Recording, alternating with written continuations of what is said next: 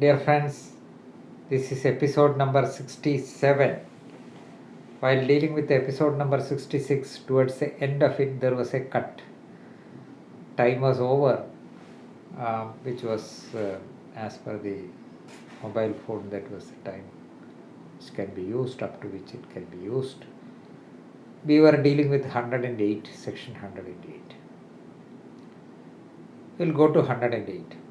Procedure in appeals from appellate decrees and orders. The provisions of this part relating to appeals from original decrees shall, as far as may be, apply to appeals. A. From appellate decrees. B. From orders made under this code or any other any special or local law in which a different procedure is not provided. What is a procedure to be followed? In appeals from appellate decrees and orders. An appeal from an appellate decree and appeal from orders. The same procedure which are applicable to appeals, the provisions of this part relating to appeals from original decrees shall apply to appeals from appellate decrees. So the procedure which is provided for dealing with an appeal, disposing of an appeal, is applicable to appeal from appellate decrees. And the provisions relating to appeals from orders made under this code or any other special law, local law, in which a different procedure is not provided. So when an appeal is from an order which is made under this code, under the Code of Civil Procedure, or under any special or local law, in which a different procedure is not provided, the same procedure shall be followed. This is what is meant by section 108. Now it is not very, say what is a procedure is mentioned. Now we go to, as I said, some principles, some matters which are to be borne in mind. What is the nature of the right of appeal? Is it a natural right? To file a suit, section 9 provides, unless it cognizance is either expressly, if you have got a right, you are entitled to approach the civil court for redressal of your grievance, and the court shall, subject to the provisions, have jurisdiction to try all suits of a civil nature, excepting suits of which their cognizance is either expressly or impliedly barred. That is section 9. So unless expressly or impliedly barred, the court shall have jurisdiction to try all suits of a civil nature. So you have got a civil right. You can approach the court, civil court, unless its cognizance is either expressly or impliedly barred. For the nuanced students, I have already dealt with section 9 in great detail. For others, after completing this, I will be dealing with other provisions in the CPC which are not dealt with up to this. We will have detailed discussion. All the important provisions in the CPC, I will deal with it in these video classes. But immediately after completing order 41 and order 43, what I propose to do is that to deal with the Limitation Act, complete it, and then come back to CPC, the provisions which I have already dealt with in the National University of Advanced Legal Studies and which are not dealt with here. We will deal with it. Yes. Now, what is the right of appeal? It is different from section 9. This is a statutory right. A right of appeal does not exist and cannot be assumed unless expressly given by statute or by rules having the force of a statute. It is all decided 1935, AER 1935 Privy Council 5, 1935 Privy Council 5, AER 1963 Supreme Court 393, AER 1974 Supreme Court 1126, and AER 2002 Supreme Court 45.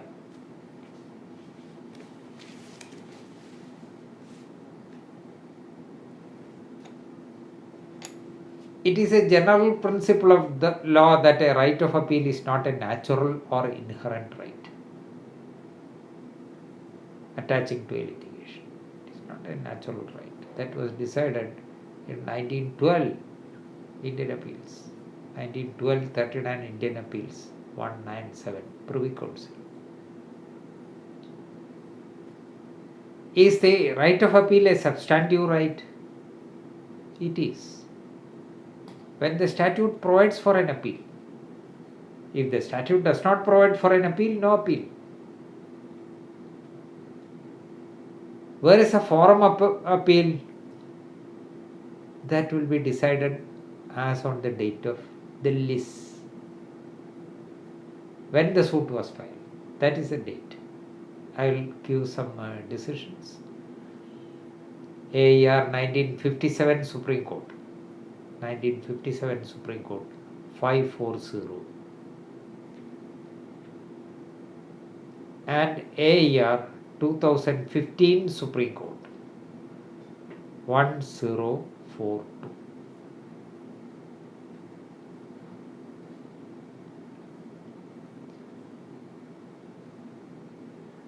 Who can file appeal? Who can file appeal? Parties to the suit. That is a requirement, that is a prerequisite. But if a person's rights are affected by the decision in the suit between A and B, C's rights are affected. C can file an appeal against that decision with the leave of the appellate court. That is, the principle is that as a general principle, no one can appeal from a decree unless he was a party to the action or was treated as such, or is the legal representative of a party, or unless his privity of an estate, title or interest is apparent on the face of the record. But a person who is not a party to the action may be allowed to appeal if he is adversely affected by the judgment, decree or order, provided the appellate court thinks it fit in its discretion to grant such leave.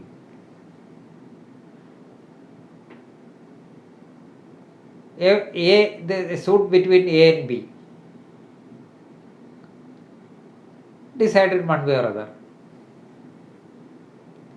A dies after the decision, immediately on the date of judgment or immediately thereafter he dies. The decision is against A.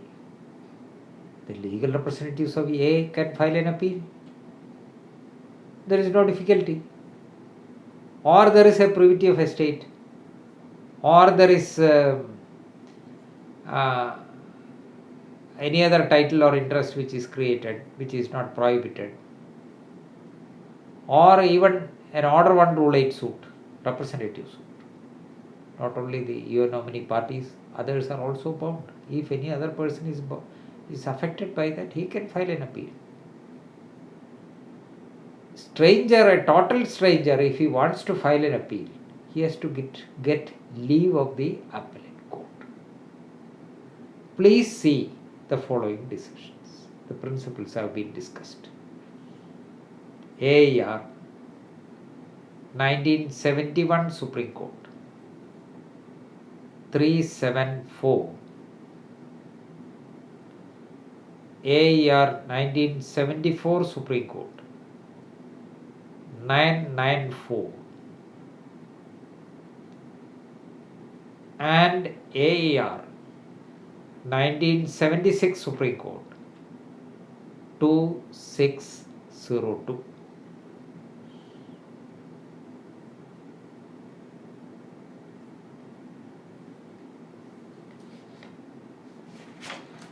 Now, an appeal would lie against a decree passed without jurisdiction also. A files a suit against B. B says that the court has no jurisdiction to deal with this case. Jurisdiction over the subject matter, let us take it. Trial court did not accept that, and A suit was decreed. It is really a court having no jurisdiction, and B's contention is that. Then how can B file an appeal? Yes, B can. And even if a decree is passed by a court without jurisdiction, that is appealable. Please see AER 1962 Kerala. AER 1962 Kerala. 17.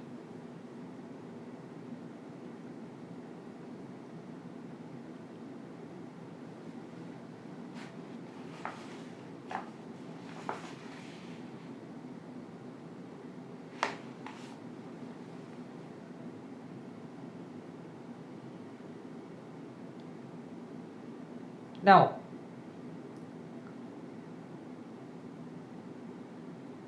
an appeal was filed. See, A and B. A filed a suit against B. A suit was decreed. Who is aggrieved? B is aggrieved. B can file an appeal. He filed the appeal against A. But when the appeal was filed, A was dead. A was no more. What is the effect of that appeal? It is a nullity. Appeal against a dead man is a nullity. Then what is the procedure? See, take a case where A and B, A suit is decreed, B is the aggrieved person, B files an appeal. On the date on which he files the appeal, A is no more. How the appeal should be filed? A, B, appellant versus A, dead, legal representatives, so and so, so and so.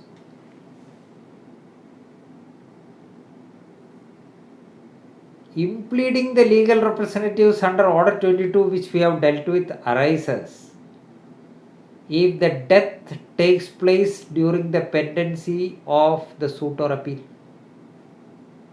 Here the appeal was filed by filed by B.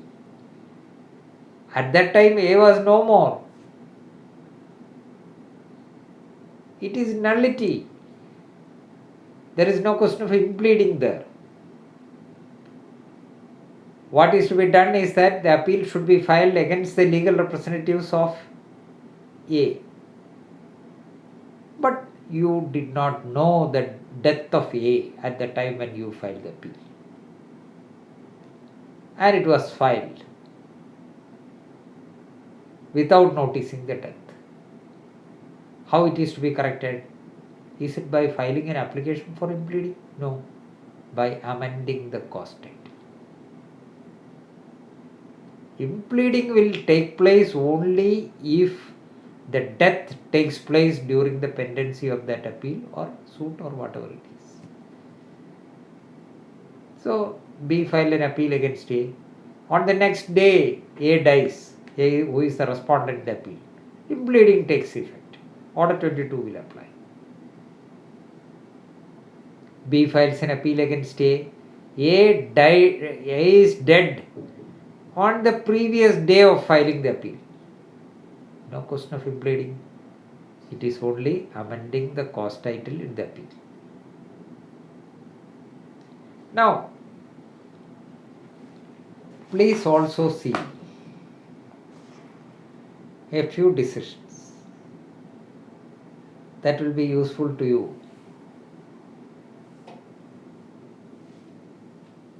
1961 Kerala Law Times 196.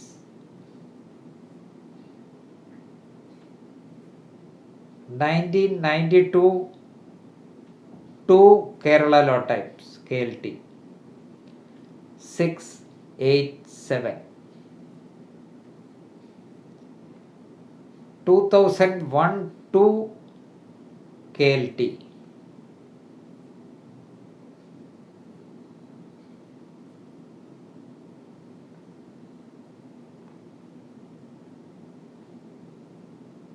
40.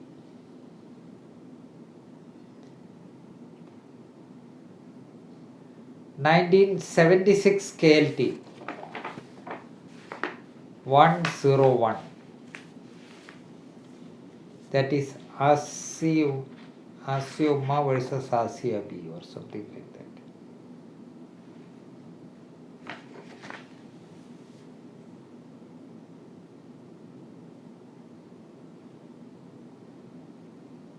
Now take another case.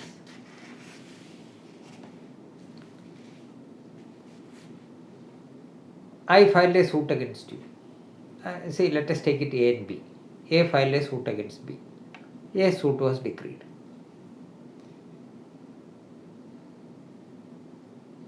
B files an appeal against A. I said that A dies after filing the appeal. It is impleading under Order 22.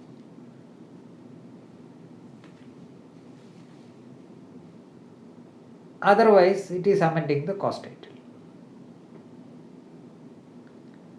The appellate court, during the pendency of the appeal, the respondent, that is A, who was the plaintiff, dies.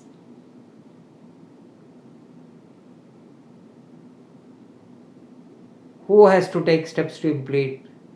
B, the appellant. He did not do. Nobody noticed. The appeal was heard and decided. But that is against B. B files a second appeal. The second appeal is not maintainable because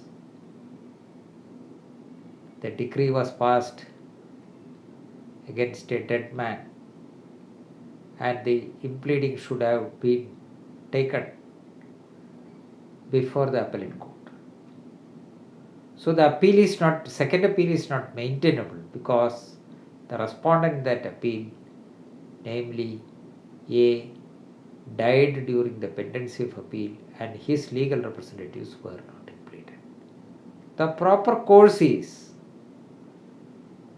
to close the appeal. To withdraw the appeal, you may withdraw or close the appeal with liberty to the appellant to approach the lower appellate court to do the needful. Or the opposite party is the appellant in the lower appellate court. Then you can say that the appeal before the lower appellate court had abated.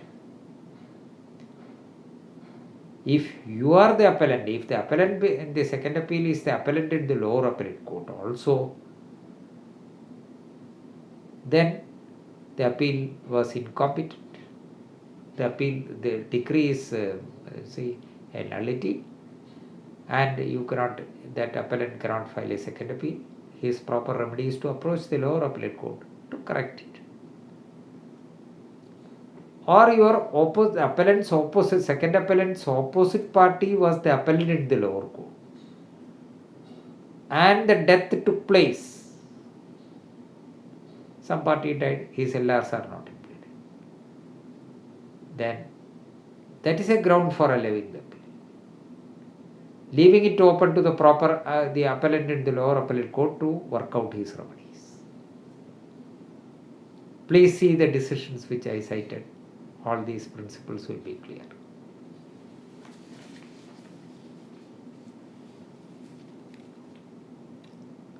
Please see also AIR 2005 Supreme Court. AIR 2005 Supreme Court 3799. 3799.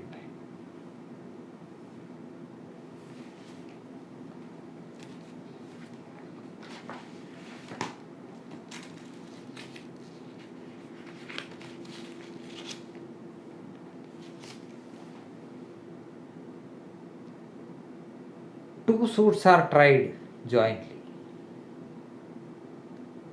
Two suits are tried jointly. Joint trial comes under section 151. There is no other provision in the CPC. Section 151 can be invoked to have joint trial of two suits. It is done. A filed a suit against B, B filed a suit against A. Both these suits were tried together.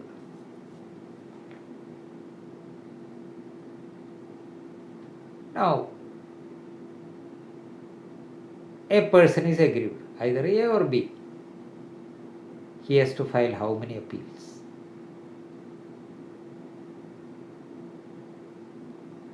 He has to file 2 appeals. Why? There are 2 decrees. What will happen if he omits to file? See, A filed a suit against B. A suit is decreed. B had filed a suit against A. That suit was dismissed. Who is aggrieved? B is aggrieved because his suit was dismissed. A suit was decreed against him. B files an appeal against one decree alone.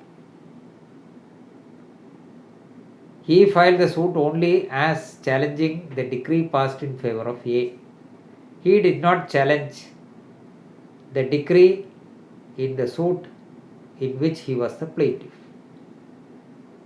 Non-filing of appeal in the other one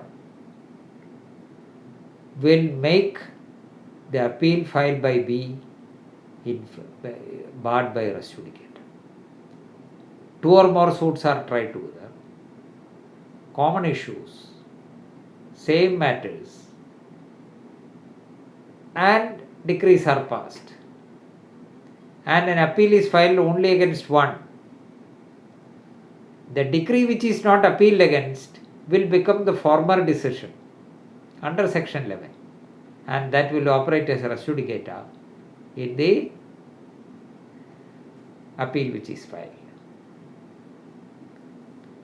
Therefore, whenever there are 2 or more suits, please take care that appeals are filed against each one of the decree if they are tried jointly.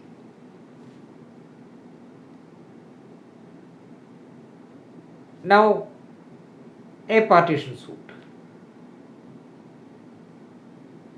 There are several parties, 1 to 10 defendants. Different defendants filed 5 appeals. Separate appeals. All these appeals were heard together and it was disposed of. How many second appeals should be filed by the aggrieved party? Is it 5 or 1? 1, because the original proceeding is only 1. Now I will give some of the citations with the 2 or more suits tried together, and non-filing of the appeal will constitute as a res judicata. That I will give in the next episode, because that may be sometimes it will become a trap. You have to be careful. I will give it next time in the next episode. Thank you.